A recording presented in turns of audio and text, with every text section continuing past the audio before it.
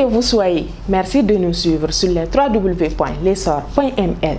À la une du numéro de ce jour, le sommet Chine-Afrique met en lumière les priorités des alliances des États du Sahel, AIS.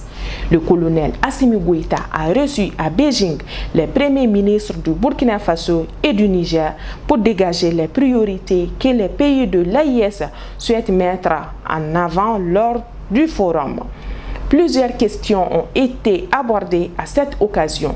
Il s'agit notamment des questions énergétiques, minières, des investissements et surtout de sécurité. Plus de détails à la page 3.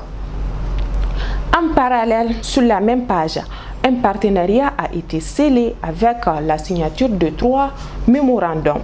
C'était lors d'une visite au siège de l'entreprise chinoise CREC par le président Goïta. Ceci prévoit la réalisation de projets d'infrastructures d'eau potable d'un montant de 107 milliards de francs CFA.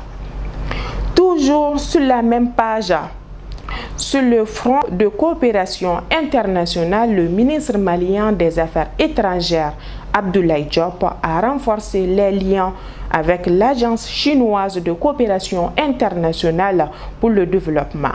À ce titre, il a souligné l'importance d'un partenariat solide entre le Mali et la Chine.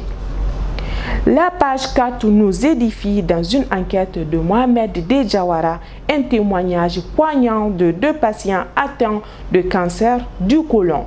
Il s'agit de Fatoumata Diko et Moussa Wande Sissoko, qui ont partagé leur expérience difficile. Ils n'ont pas manqué de lancer un appel aux autorités pour une meilleure prise en charge des malades.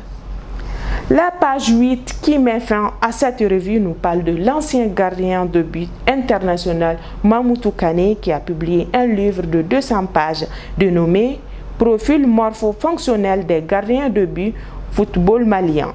Ce livre est destiné à éduquer et préparer les entraîneurs et gardiens de but en partageant son expérience avec la jeune génération.